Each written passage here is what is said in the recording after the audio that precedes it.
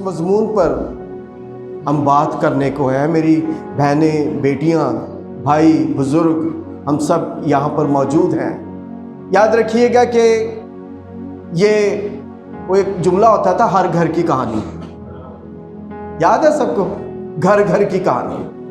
یہ family life جو ہے، مسیحی خاندانی زندگی جو ہے، یہ گھر گھر کی کہانی ہے، اور ایمانداروں کے لیے تو انتہائی اہم اور ضروری ہے کہ ایک مسیحی خاندان جو ہے اس کو کیسا ہونا چاہیے۔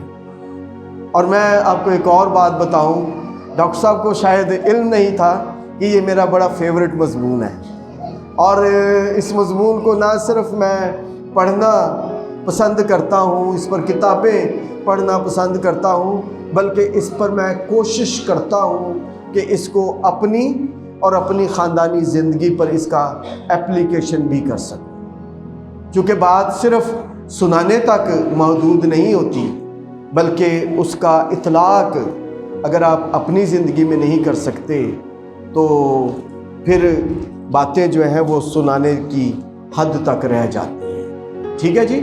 تو ایک آخری بات کہہ کر ہم اپنے مضمون کی طرف چلیں گے۔ میری بہنوں، بیٹیوں، آج کے یہ 30 یا 40 منٹ میں آپ بات کو سمجھ نہیں سکیں گے، ساری بات شاید سمجھ نہ آئے، لیکن آج یہ ضرور ہوگا کہ آپ کا انٹرسٹ ضرور آپ کا ڈیولپ ہوگا کہ ہم کیا سن رہے ہیں اور ہمیں کیا کرنا ہے۔ آئے خدا کے کلام مقدس کو ہم سب اپنی رہنمائی کے لیے کھولیں۔ آج کی سندی آیت جو اس کنونشن کی ہے وہ ہے افسیوں کے نام پولس رسول کا خط، اس کا 3 باب اور اس کی 14 آیت ہے، 14 اور 15 ہے، لیکن میں چاہوں گا کہ ہم 14 سے 20 تک اس کی تلاوت کریں گے۔ تو جس کے پاس بائبل مقدس ہو ضرور کھولیے گا خدا کے کلام کو۔ پولس رسول یہاں پر افسیوں کی کلیسیا کو، وہ کس کو لکھ رہے ہیں؟ افسیوں کی کلیسیا کو، اور اس کے ارد گرد جو مسیحی ایماندار وہاں پر رہتے تھے، اس کے گرد و نواح میں، یہ ان کو اس نے یہ خط تحریر کیا،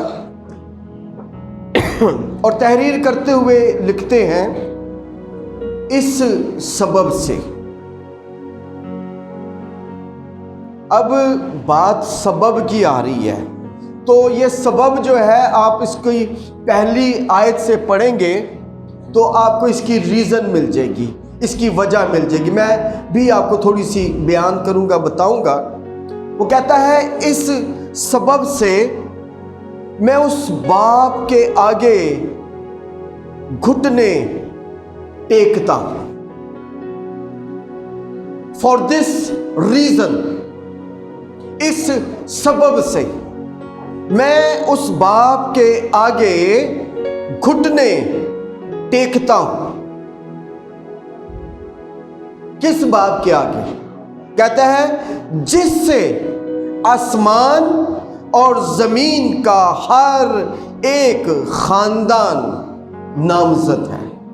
خاندانوں کی بات ہو رہی ہے، اور ایک خاندان کا وہ ذکر کر رہا ہے پولس رسول یہاں پر، آسمان کے خاندان کا، اور اس کے بعد دوسرا خاندان جس کا وہ بیان کر رہا ہے یہاں پر، وہ زمین کا خاندان ہے۔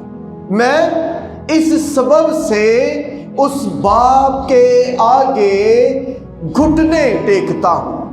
غور کیجئے گا لفظوں پر، جس سے آسمان اور زمین کا ہر ایک خاندان نامزد ہے، کہ وہ اپنے جلال کے موافق، خدا کا جو جلال ہے، خدا کی جو اتھارٹی ہے، خدا کی جو قدرت ہے، اس کا جو شکائنہ ہے، یہاں پر جلال شکائنہ کا ذکر مل رہا ہے، خدا کا جو کبوت وزن ہے وہ اپنے اس جلال کی دولت کے موافق، اپنے اس شکائنہ کے موافق تمہیں، یعنی اس وقت وہ افسیوں کی کلیسیا کو اور اس کے گرد و نواح کے لوگوں کو، اور آج خدا اس بائبل مقدس کے وسیلے سے ہم سب سے کلام کرتے ہوئے کہتا ہے کہ وہ اپنے جلال کی دولت کے موافق تمہیں یہ عنایت کرے۔ کیا عنایت کرے؟ کہ تم اس کے روح سے اپنی باطنی انسانیت میں بہت ہی زوراور ہو جاؤ۔ اور آگے، اور ایمان کے وسیلے سے مسیح تمہارے دلوں میں سکونت کرے، تاکہ تم محبت میں جڑ پکڑ کے اور بنیاد قائم کر کے۔ محبت میں کیا ہے جی؟ جڑ پکڑ کے، بی روٹڈ ان دا لو، محبت میں جڑ پکڑ کے، اور آگے کیا لکھا ہے؟ بنیاد کام کر کے، فاؤنڈیشن۔ تو فاؤنڈیشن کون سی ہے؟ محبت کی، اس میں بنیاد قائم کر کے سب مقدسوں سمیت بخوبی معلوم کر سکو۔ غور کیجئے گا کلام مقدس، سب مقدسوں سمیت بخوبی معلوم کر سکو کہ اس کی، کس کی؟ خدا کی، یسوع مسیح کی چوڑائی اور لمبائی اور اونچائی اور گہرائی کتنی ہے۔ جو جڑ ہوتی ہے، جو فاؤنڈیشن ہوتی ہے، اسی کو اونچائی کا بھی، اسی کو ہی گہرائی کا اور لمبائی کا، ساری چیزوں کا علم ہوتا ہے۔ جڑ پکڑ کے اس کی چوڑائی اور لمبائی اور اونچائی اور گہرائی کیا ہے؟ کتنی ہے۔ ہیلیلویا۔ اور آگے کیا لکھا ہے؟ اور مسیح کی اس محبت کو جان سکو جو جاننے سے باہر ہے، یعنی ہماری وسعت سے، ہماری بساط سے، ہماری توفیق سے، ہماری حدود سے، ہماری لمیٹیشن سے وہ کیا ہے؟ باہر ہے۔ اور مسیح کی اس محبت کو جان سکو جو جاننے سے باہر ہے، تاکہ وہ افسیوں کی کلیسیا کو اور آج مجھے اور آپ کو کہتا ہے، تاکہ تم، کوئی اور نہیں بہنوں، کون؟ تاکہ تم خدا کی ساری معموری سے معمور ہو جاؤ۔ تھوڑی سی معموری نہیں، اس کے اس شکائنہ سے، اس کے اس جلال سے، اس کے اس بڑی قدرت کے وسیلے سے، اس کے اس بڑے زور سے، اس کے اس بڑے اختیار سے کیا ہو سکو؟ معمور ہو سکو۔ ہیلیلویا۔ اور آگے کیا لکھا ہے؟ جو ایسا قادر ہے اس قدرت کے موافق جو ہم میں تاثیر کرتی ہے، یعنی روح القدس کی بات ہو رہی ہے، ہماری درخواست اور خیال سے بہت زیادہ کام کر سکتا ہے۔ خدا کا روح جو ہے ہماری درخواست اور ہمارے خیال سے کیا کر سکتا ہے؟ زیادہ کام کر سکتا ہے، تھوڑا سا نہیں۔ اور آگے کیا لکھا ہے؟ کلیسیا میں اور مسیح یسوع میں پشت در پشت، خاندان کی بات اگین، جنریشن ٹو جنریشن، نسل در نسل، صرف مجھ میں وہ معموری ختم نہ ہو جائے، مجھ میں وہ تاثیر ختم نہ ہو جائے، مجھ میں میرے جانے سے وہ فضل وہ جاتا نہ رہے، بلکہ ایک ایسا معیار، بلکہ ایسا ایک سٹینڈرڈ، ایک ایسا خیال اور ایسا رتبہ، ایسا اظہار، ایسا پریکٹیکل عمل دے کر جاؤ اپنی نسلوں کے لیے، خاندانوں کے لیے، جو لکھا ہے جو پشت در پشت، نسل در نسل، عبدالآباد اس کی تمجید ہوتی رہے، آمین، ہیلیلویا۔ خدا نے جب بھی اپنا تعارف کرایا، اس نے کہا کہ میں ابراہم کا خدا۔ کس کا خدا؟ ابراہم کا خدا۔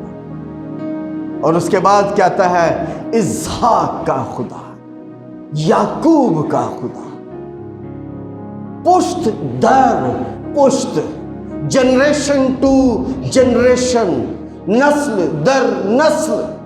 اس لیے خدا کا کلام یہ کہتا ہے کہ تو کلام کی شریعت کی ان باتوں کو اپنے بچوں کے ذہن نشیں کرنا اور ان کو چلتے بیٹھتے ان کا یاد دلانا، یہ ان کے ماتھوں پر ٹیکوں کی مانند ہو، پشت در پشت۔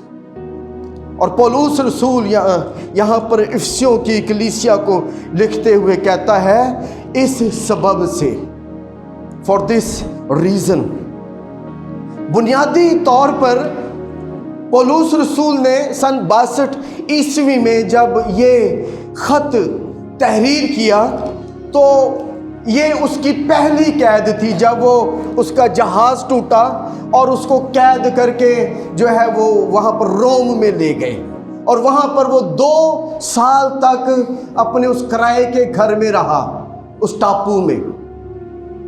لیکن اس کی یہ قید یہ جو تھی اس طرح کی تھی کہ لوگ وہاں پر اس کے پاس آتے جاتے ملتے جلتے تھے، تو اس نے وہاں پر بیٹھے ہوئے اس ٹاپو میں رہتے ہوئے پولس رسول نے 28، اگر آپ اعمال 28 باب اپنے وقت میں پڑھیے گا، اس نے وہاں پر 3 خطوط تحریر کیے تھے۔ پہلا یہ جو افسیوں کی کلیسیا کو اس نے تحریر کیا، دوسرا اس نے کولوسیوں کی جو کلیسیا تھی، اور تیسرا ایک شخصی خط اپنے ایک شاگرد کو لکھا جس کا نام فیلمون تھا، اس نے فیلمون کو تحریر کیا تھا۔ اور مقصد کیا تھا؟ 3 باتیں وہ یہاں پر بیان کرتا ہے، پھر ہم آگے بڑھیں گے۔ اس کا تھیم، اس کا خیال کیا تھا یہ ساری باتیں کہنے کا؟ پہلی بات، خداوند یسوع مسیح نے تمام مخلوقات، آل کریشن کو پھر سے اس کا خدا سے میل ملاپ کر دیا ہے۔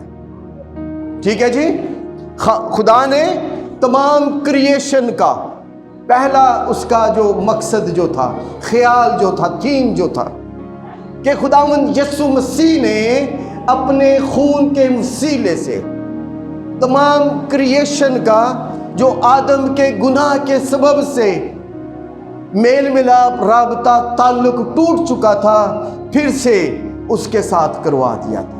تو میل ملاپ کی جب ہم بات کرتے ہیں تو یہ خاندان کی بات وہ یہاں پر کرتا ہے۔ لیکن وہ جو بات کرتا ہے پہلے ایک عالمگیر خاندان کی جو مسیح کا بدن ہے، اور اس کے بعد سنگل یونٹ کی جو ایک ہسبینڈ اور ایک وائف کا ہوتا ہے۔ آمین۔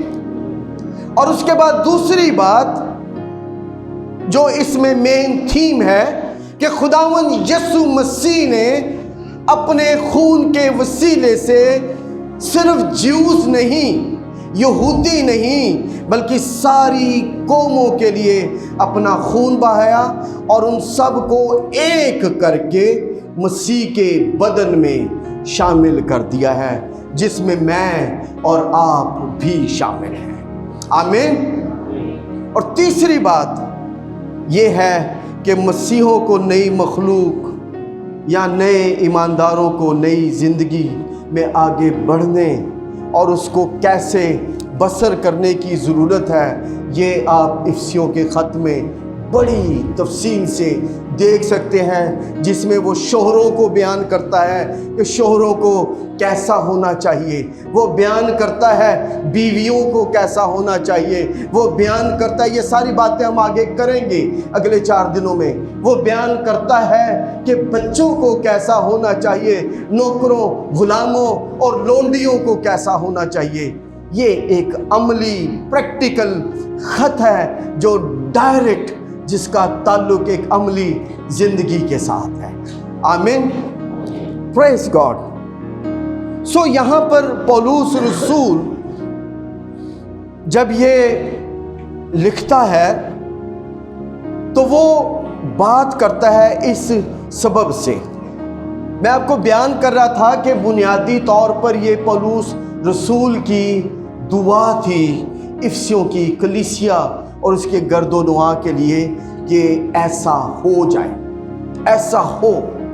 اور اگر آپ پہلا باب، دوسرا باب اور اس کے بعد پھر تیسرے باب کی طرف آئیں تو یہاں پر آپ کو پہلے باب میں بھی آپ کو اس کی 14 آیت میں لکھا ہے پولس کی دعا۔ یہ یہاں سے لے کر آگے تک یہ پوری دس از دا پریئر آف پال، تیسرے باب تک آگے تک پولس کی یہ دعا ہے کلیسیا، ایمانداروں، خاندانوں کے لیے۔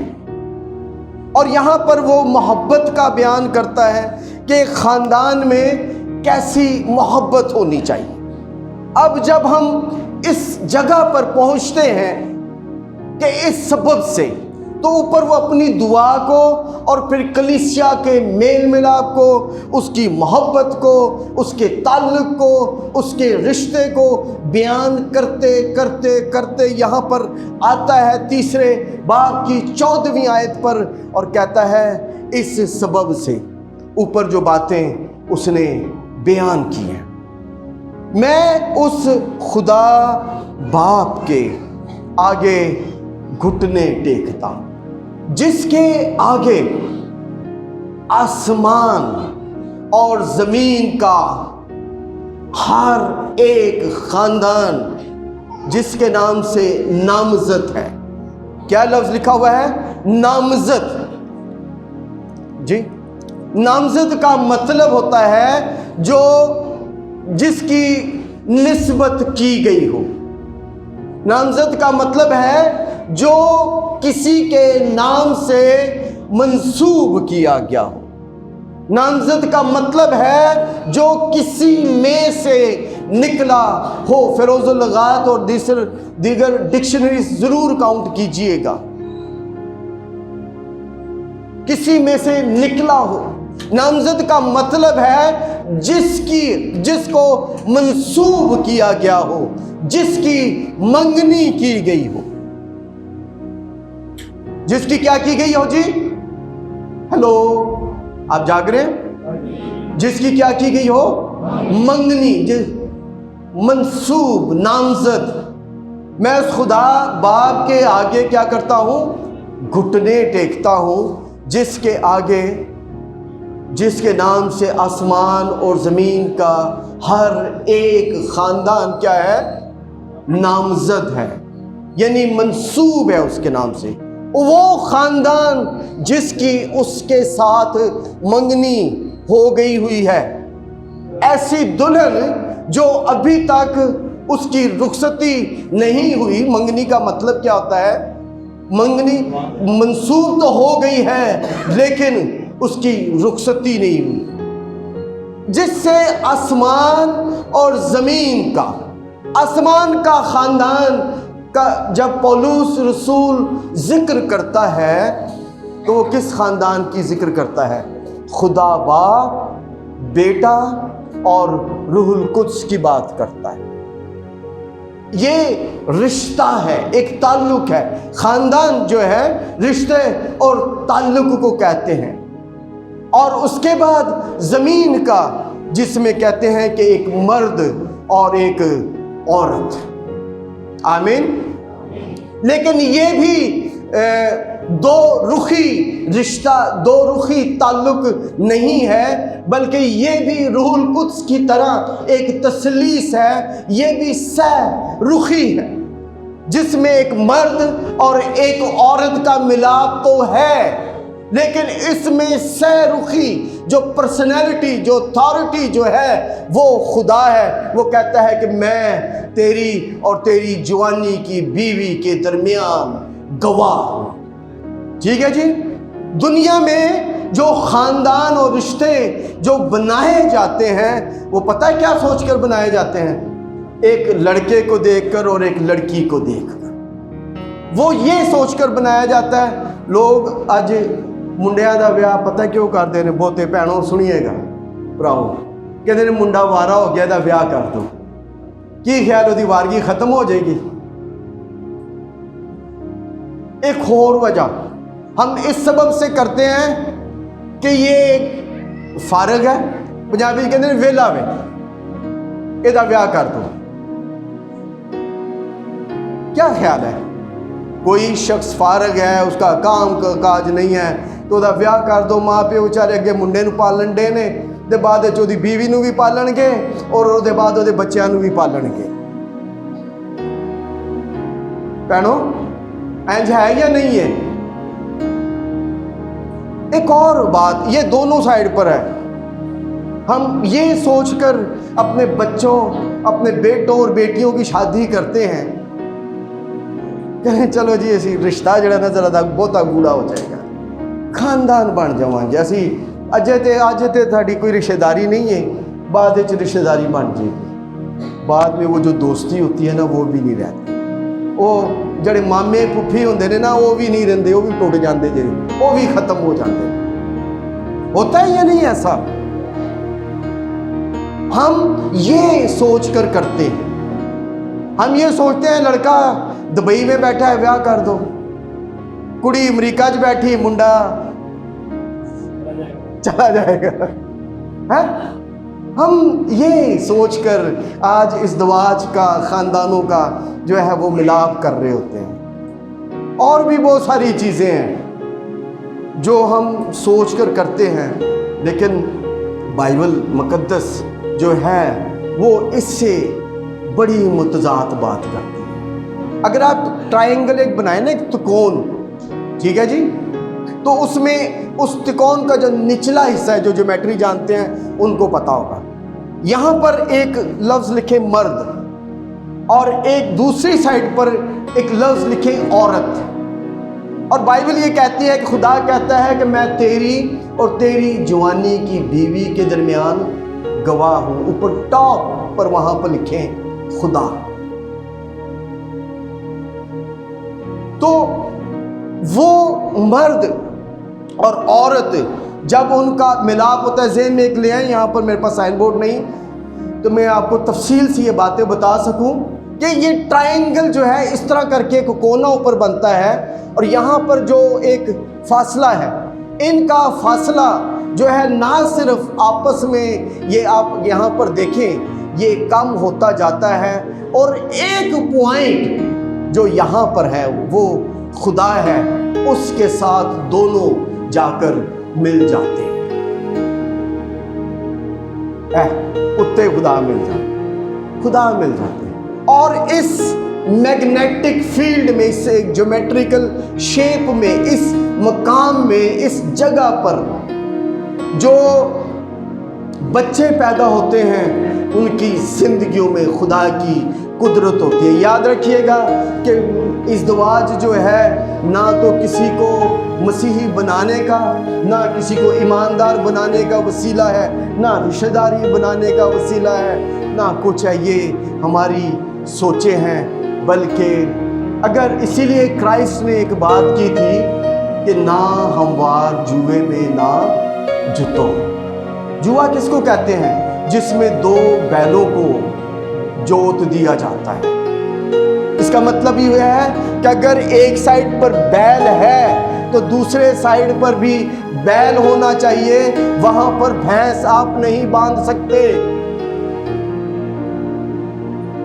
اگر ایک مرد ایماندار ہے تو لڑکی کو بھی ایماندار ہونا چاہیے، اگر لڑکی ایماندار ہے تو لڑکے کو بھی ایماندار ہونا چاہیے۔ اسی رشتہ داریاں بڑھانے دے چکراں چ اب اسی امریکہ تے انگلینڈ تے پتہ نہیں کتنے کتنے جانے دے چکراں دے چ۔ لیکن یاد رکھیے گا بائبل میں لکھا ہے کہ اگر خدا ہی گھر نہ بنائے تو بنانے والے کی محنت کیا ہے؟ Ups ups. تو ناہموار جوا کیا ہے؟ اگر آپ اس ٹرائنگل میں اب ایک سائڈ پر بھینس کو باندھ دیں اور ایک سائڈ پر بیل کو، تو وہ کھیت کو برباد کریں گے، وہ خدا کے اس خاندان کو تباہ و برباد کریں گے۔ کہتے ہیں جی انہاں دی بندی نہیں نا آپس کی، انہاں دی بندی نہیں نا۔ وجہ کی ہے؟ آگے چل کر ہم بہت ساری باتیں کریں گے۔ اس لیے کہ جو ڈیسیژن ہم نے لیا، میری بیٹیوں اس بات پر غور کر لیں، سوچ لیجئے گا۔ میں کوئی روایتی آج میسج آپ کو نہیں دے رہا، میرے نوجوان بیٹوں اس بات کو ذہن میں رکھ لیجئے گا، ذہن نشین کر لیجئے گا کہ انجتے ساری رات کمبلاں چ نیند نہیں آندی تے بعد دے وچ سارے ایک دوسرے نوں ویکھنا بھی پسند نہیں کرتے۔ خاندان کی باتیں ہم کر رہے ہیں نا، گھر کی بات۔ تو ایک سائیڈ پر اگر آپ بیل کو اور ایک سائیڈ پر بھینس کو باندھ دیں گے تو بیل جو ہے وہ اپنی سمت میں زور لگائے گا اور بھینس جو ہے وہ کیا کرے گی؟ اپنی سمت میں۔ تو وہ کیا کریں گے؟ وہ کھیت کو تباہ و برباد۔ یہ صرف موٹی موٹی باتیں آج میں کر رہا ہوں آپ سے۔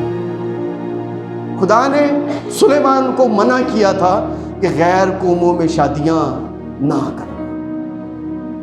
سلیمان جانتے ہیں نا، سلیمان بادشاہ حکمت سے بھرا ہوا، اس نے خدا کے اس حکم کی نافرمانی کی۔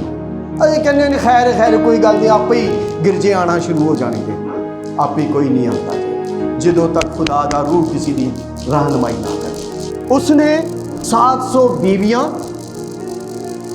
اور 300 حرمیں جو ہے وہ لے آیا۔ تو کنیاں ہو گئی ہیں جی؟ 1000۔ اور وہ بعد کہندے 1000 چ بھی مجھے ایک نہیں لبھی، 1000 میں بھی مجھے ایک نہیں۔ اور بائبل مقدس یہ بتاتی ہے کہ اس کی بیویاں جو ہیں انہوں نے اس کو غیر معبودوں کی طرف اس کا ذہن جو ہے وہ تبدیل کر دیا، اور اس نے ان کے لیے اونچے مقام، اپنی بیویوں کے لیے ان کے دیوتاؤں کے مندر بنائے، اور وہ اسی حالت میں اس دنیا سے چلا۔ وہ جو حکمت کا بادشاہ تھا۔ شادی جو ہے یہ ون نائٹ فلائٹ نہیں ہے۔ شادی جو ہے، ازدواج جو ہے، پنجابی کہتے ہیں گڈی گڈے دا کھیل نہیں ہے۔ یہ جو ہے یہ کمپلیٹ کمٹمنٹ ہے، اور نہ ہی ہمارے پڑوسیوں کی طرح کہ ہفتہ بیاہ کرو اور اس کے بعد طلاق دے دو۔ بائبل مقدس میں کرائسٹ نے یہ بات صاف لکھ دی۔ خدا نے کہا کہ میں طلاق سے کیا ہوں؟ بیزار ہوں۔ یہ موضوع نہیں ہے، اس پر ڈسکس نہ کیجئے گا پلیز، اس پر پھر کبھی کسی وقت بات کریں۔ میں اس کی طرف نہیں آ رہا، مجھے معاف کیجئے گا۔ اور پھر آگے کیا بات ہوتی ہے وہ کہتا ہے کہ پھر وہ اس کے پاس کرائسٹ کے پاس آتے کہتے ہیں کہ بھی پھر موسیٰ نے کیوں کہا تھا کہ تم ان کو طلاق لکھ کر فارغ کر سکتے ہو؟ پتہ کیا یہ مسیح نے کہا؟ سنا مسیح کے الفاظ کبھی غور کیے؟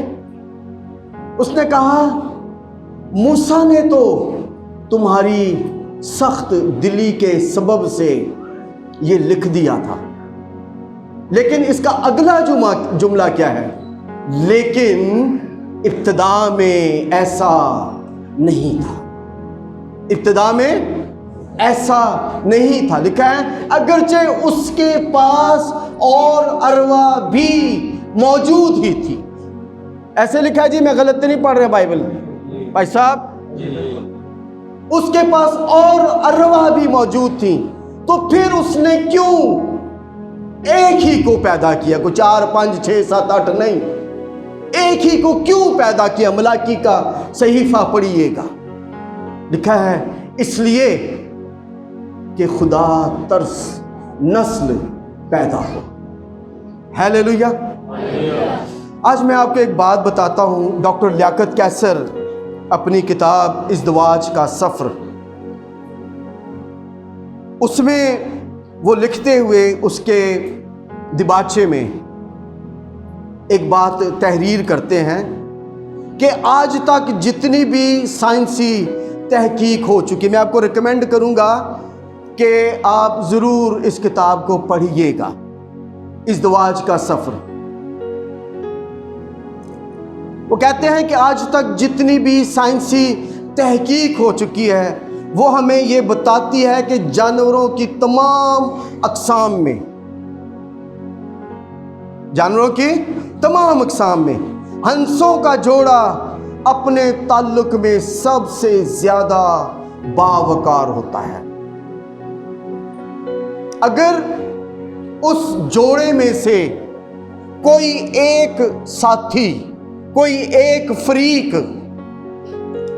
اس دنیا سے چلا جاتا ہے، غور کیجئے گا، اس جوڑے میں سے اگر کوئی ایک فریق، چاہے وہ ہی ہے یا شی ہے، وہ چلا جاتا ہے، تو رہ جانے والا فریق ساری عمر اپنے ازدواجی تعلقات کسی دوسرے ہنس کے ساتھ استوار نہیں کرتا۔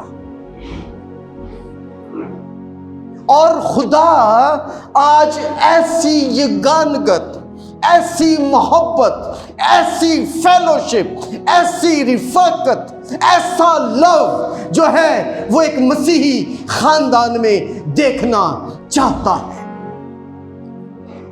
سمجھ رہے ہیں آپ بات کو؟ Hallelujah, praise you Jesus.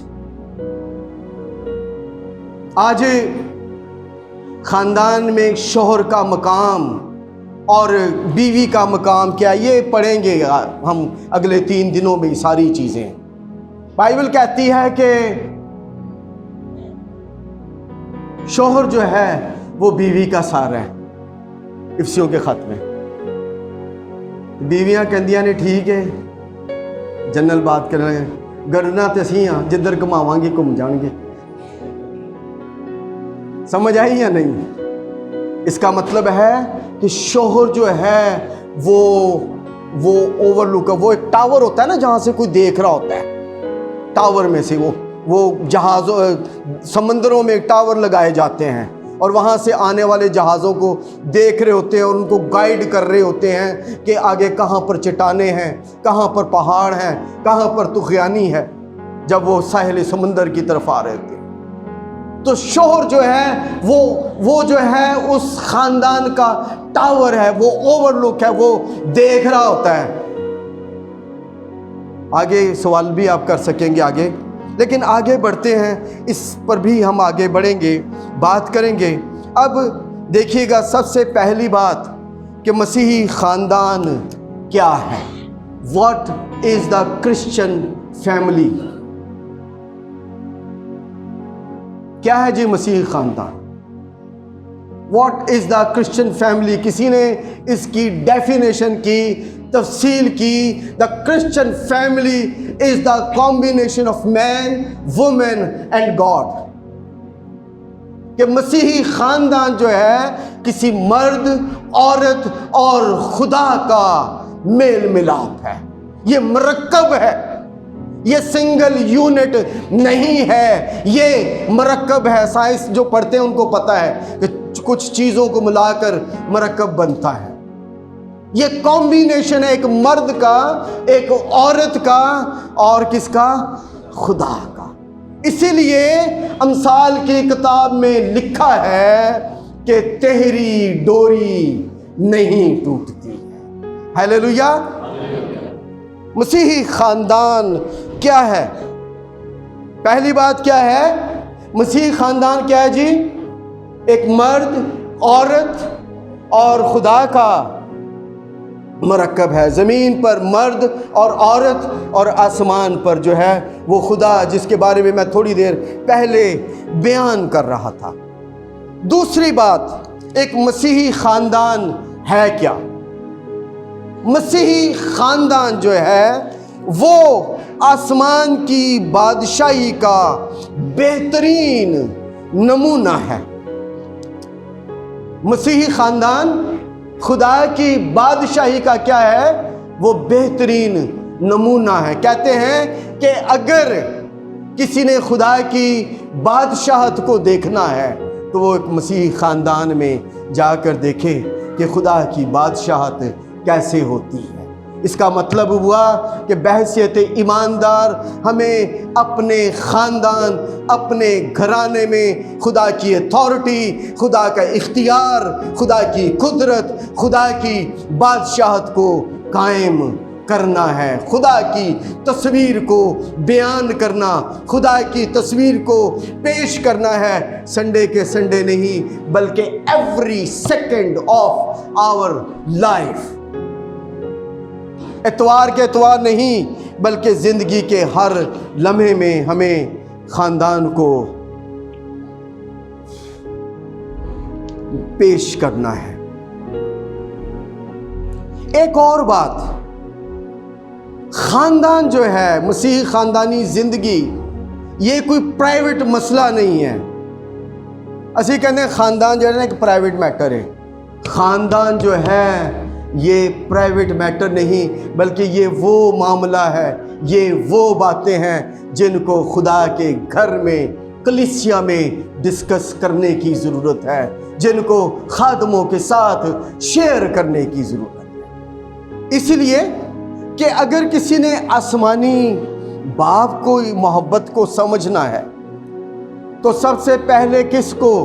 زمینی باپ کی محبت کو سمجھنے کی ضرورت ہے، اس کو دیکھنے کی ضرورت ہے.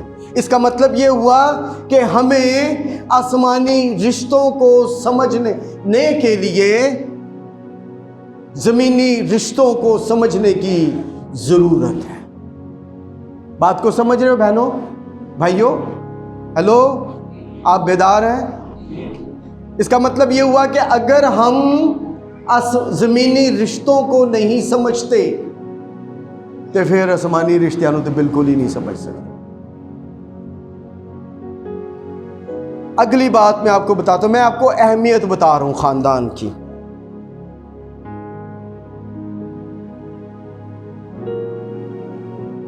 روحانی رشتوں کو سمجھنے کے لیے جسمانی رشتوں کو سمجھنے کی ضرورت ہے.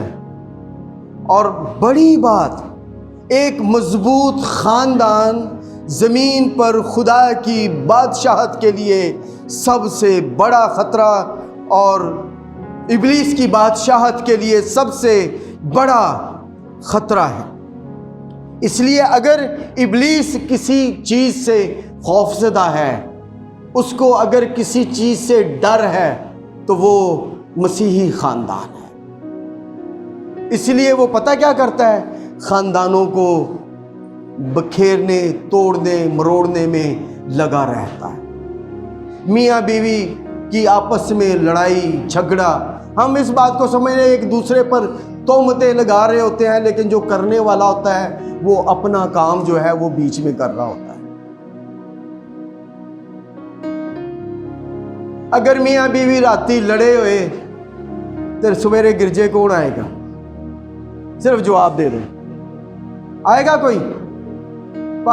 پادری صاحب نے پوچھنا بھائی کیوں نہیں آئے؟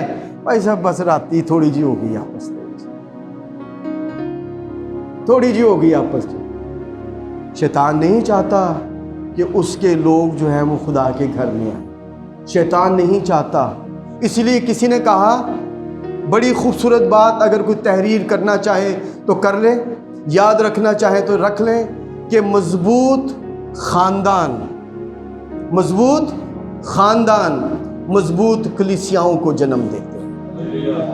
مضبوط مسیحی خاندان مضبوط مسیحی کلیسیاؤں کو جنم دیتے ہیں۔ آمین۔ اور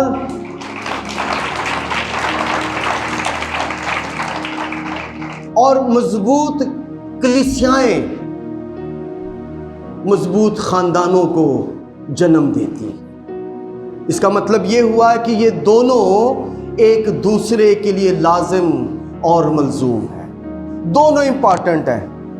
مجھے کسی نے کہا کہ پادری صاحب جیڑی بیوی ہے نا میری، انہوں فرش تو چک کے نہ عرش تے بٹھا دیتا ہے، وہ بھی پادری سی۔ میں کہا اچھا، میں کیتا کی تو نے کہ جی میں نے اے کرتا وہ کر دیتا ہے۔ میں کہا کہ تو نے کیڑا احسان کیتا ہے؟ اپنی ذمہ داری کو پورا کیا، اپنی رسپانسبلٹی کو پورا کیا۔ اس لیے میرے بہنوں بھائیوں، اپنے آپ کو خدا کے لیے ان خاندانوں کو مضبوط رکھیے۔ اب ایک اور بات میں بتانا چاہتا ہوں، اگرچہ یہ دور کی ہے، ابھی کی نہیں، لیکن میں آپ کو آج رات ایک چھوٹا سا ایک جائزہ دینا چاہتا ہوں۔ ایک اردو کا لفظ ہے نا خے سے بنتا ہے خاندان۔ پہلا بلاک بنائیں، اس پر لکھیں خدا، اس کے بعد دوسرا بلاک اس کے نیچے بنائیں اور اس کے میں لکھیں خاندان، اور اس کے بعد پھر تیسرا بلاک اس میں بنائیں اور اس میں لکھیں خدمت۔ اس کا مطلب یہ ہے کہ ہماری پہلی فرسٹ پریارٹی ہماری زندگی میں خدا ہے، ہماری سیکنڈ پریارٹی ہماری زندگی میں ہمارا خاندان ہے، ہماری بیوی ہے، ہمارے بچے ہیں۔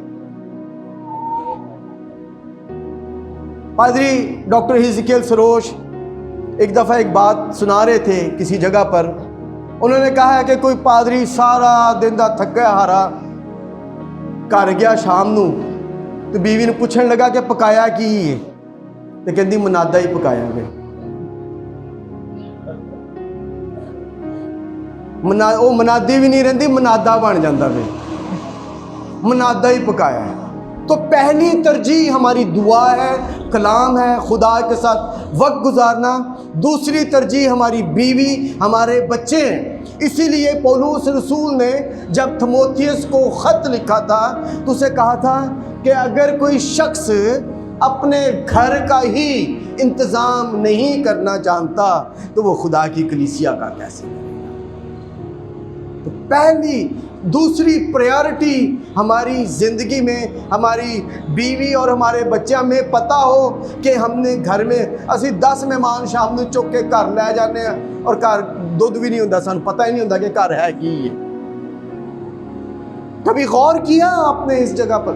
ہمیں یہ نہیں پتا کہ جب ہم گھر سے نکلے تو پیچھے کچھ پکانے لیے دے کے آئے یا نہیں دے کے آئے۔ گھر دیاں گلاں کرن دے نا تے ضروری نے۔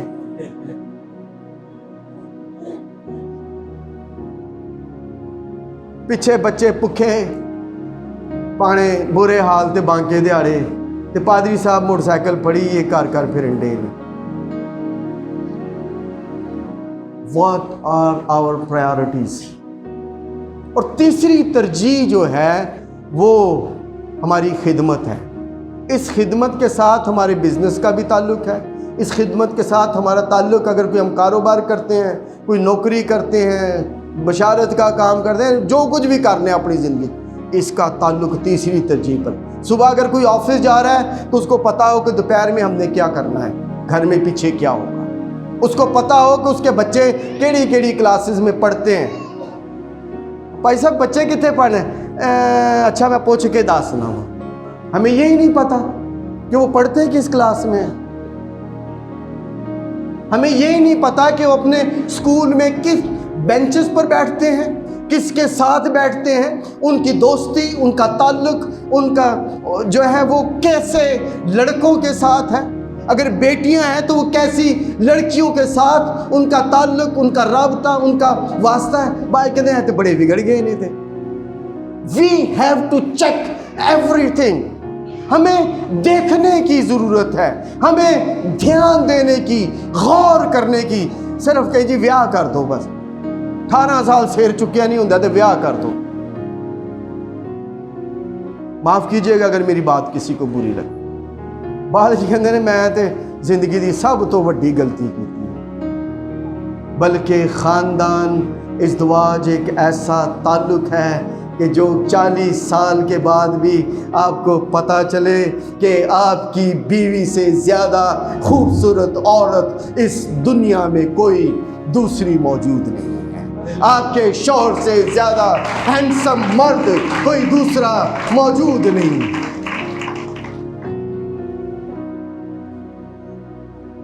یہ یگانگت جو ہے, یہ رشتہ جو ہے, یہ تعلق جو ہے, یہ جو ہے محض 15 دن 1 سال کا نہیں, بلکہ اس کو تو وقت کے ساتھ ساتھ جیسے ہمارے ایام بڑھتے ہیں اس کو اور زیادہ مضبوط, اس کو اور زیادہ خوبصورت, اس کو اور اس میں زیادہ تحمل, اس میں اور زیادہ خوبصورتی جو ہے وہ نظر آنی چاہیے.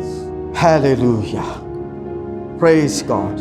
آج ہم بات کر رہے تھے خاندان کے بارے میں, اور خاندان کی جو ہے وہ دیکھ رہے تھے بائبل کے اس میں کہ ایک مسیحی خاندان کیسا ہونا چاہیے, ان کی یگانگت کیسی ہونی چاہیے, ان کا آپس میں تعلق جو ہے وہ کیسا ہونا چاہیے, ایک ہسبینڈ اینڈ وائف جو ہے اس کو کیسا ہونا چاہیے. محض یہ ایک جسمانی خوبصورتی نہیں ہے, یہ ایک جسمانی رشتہ نہیں ہے. میں آپ کو ایک بات بتاؤں کہ شاید یہ کسی مرد کے لیے تو یہ ایک جسمانی, جس کو ہم سیکسول کہتے ہیں, رشتہ ہو, تعلق ہو, لیکن کسی خاتون کے لیے نہ صرف یہ جسمانی بلکہ یہ اس کے لیے روحانی, یہاں پر اس کی ذہنی satisfaction, how she is satisfied from her husband, صرف ایک ہی تعلق سے نہیں بلکہ زندگی کے ہر ایریا سے. بھائیوں غور کیجئے گا اس بات پر,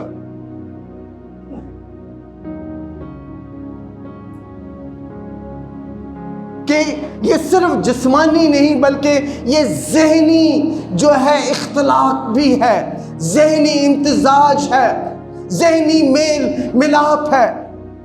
اگر ذہنی میل ملاپ درست نہیں ہے تو جسمانی کبھی درست نہیں ہو سکتا.